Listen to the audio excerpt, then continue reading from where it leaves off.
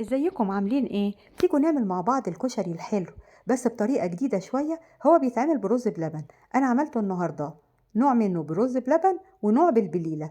البليلة عملتها معاكي في فيديو، افتحي الفيديو اللي فات هتلاقي البليلة بطريقة جديدة ولذيذة قوي.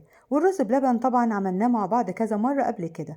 بالنسبة للصوصات اللي استخدمناها برضو هتلاقي الفيديو بتاعها، صوص الكراميل او الشوكولاتة او كريمة اللوتس، معمولين في فيديو قبل كده. هاخد بقى ربع كيلو كنافة مطلعاه من الفريزر، قطعته بالسكينة بالشكل ده، او ممكن تفركيه بايدك كده، هو متجمد هيتعمل معاكي بسرعة. حطيته بقى في صينية كده، وبعدين حطيت عليه سمنة بالفرشة، مش هنحط سمنة كتير، بالفرشة كده حاجة بسيطة، وهندخله الفرن.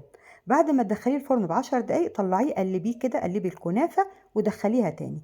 بالنسبة للجلاش اللي هنستعمله، لفة جلاش قديمة عندي في الفريزر متقطعة حتى كده، اخدت نصها وقطعتها بالسكينة بالشكل ده، وبعدين فردتها بعيد عن بعض وحطيتها في الصينية، وحطيت عليها سمنة برضو بالفرشة كده بالشكل ده، ودخلتها الفرن. طلعت بقى واخدة اللون الذهبي الجميل اللي انت شايفاه ده، ما يبقاش اغمق من كده. ده بقى زي البصل بتاع الكشري.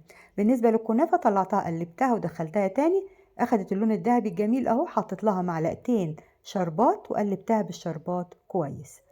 بالنسبة للعلب اللي هنستخدمها، أنا جايبة المقاس الوسط كده. بقى أدي طبق البليلة وطبق الرز بلبن وطبق الصلصة البيضة، والصوصات بتاعتي الكراميل والشوكولاتة والكريمة اللوتس وكريم شانتيه. العلب زي ما بقولك مستخدمة علب مقاس وسط، في علب صغيرة وعلب كبيرة، أنا جبت الوسط.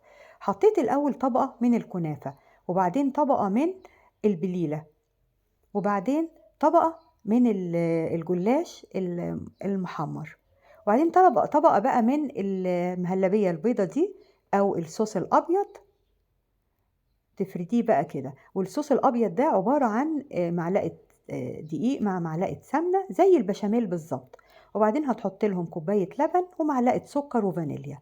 بقى الصوص الأبيض بتاعنا يعني بشاميل مسكر. حطيت بقى فراولة وموز، أي فاكهة عندك حطيها. وفي الآخر حطيت الجلاش زي ما يكون كده البصل، وزينت الوش كده بكريمة الكراميل أو صوص الكراميل، وحطيت موزتين كده على الوش. قررت بقى الحكاية كده مع البليلة، برضو عملت علبتين بالبليلة بنفس الطريقة.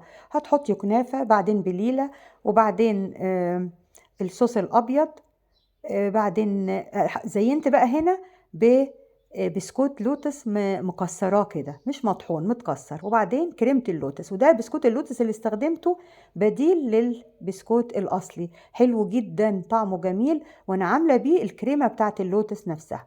هبدأ بقى أعمل علبتين كده بالرز بلبن. حطيت برضو كنافة، وبعدين رز بلبن، وبعدين طبقة كنافة تانية، وبعدين طبقة من الصوص الأبيض، وبعدين الفاكهة. كرري بقى نفس الطبقات كده براحتك زي ما تحبي. وفي الآخر تحطي الجلاش، وبعدين بقى العلبة دي زينتها بالكريم شانتيه كده ورشة فستق، تدي لون جميل قوي على الوش. واحدة تانية برضو بالرز بلبن حطت لها صوص شوكليت وشوكليت شيبس. بقولك التزيين بقى ده أي صوصات عندك زيني بيها وبأي طريقة، والطبقات براحتك، يعني مرة حطي الجلاش الأول، مرة الكنافة الأول، مفيش مشاكل. دي زينتها كده إن أنا حطيت فراولاية وحطيت حواليها شوية كريم شانتيه كده ورشة فستق مطحون. وبالنسبة للفاكهة حطي أي فواكه موجودة عندك. ادي بقى الشكل في الآخر، حلو قوي شكلها، تفتح النفس كده، العلب تفتح النفس. أنا عايزة أقول لك حاجة، أنا كنت ببص للكشري ده بقول يعني هيبقى كتير كده، حاجات كتيرة ملخبطة على بعض، مش هيبقى حلو قوي. طلع تحفة. واللي معمول بالرز بلبن أحلى من اللي معمول بالبليلة، واللي معمول بالبليلة أحلى من الرز بلبن، يعني الاتنين أحلى من بعض. والتركيبة مع بعض كده لذيذة مع الفاكهة مع الصوص، حلو قوي قوي قوي، ولازم تعمليه. ومش مكلف خالص بالنسبة لتمنه بره، هو تمنه غالي جدا. بالطريقة دي مش مكلف معاكي خالص. وبألف هنا، ولو عجبتك طريقتي اعملي لايك وشير واشتراك في القناة بتاعتي، وباي باي.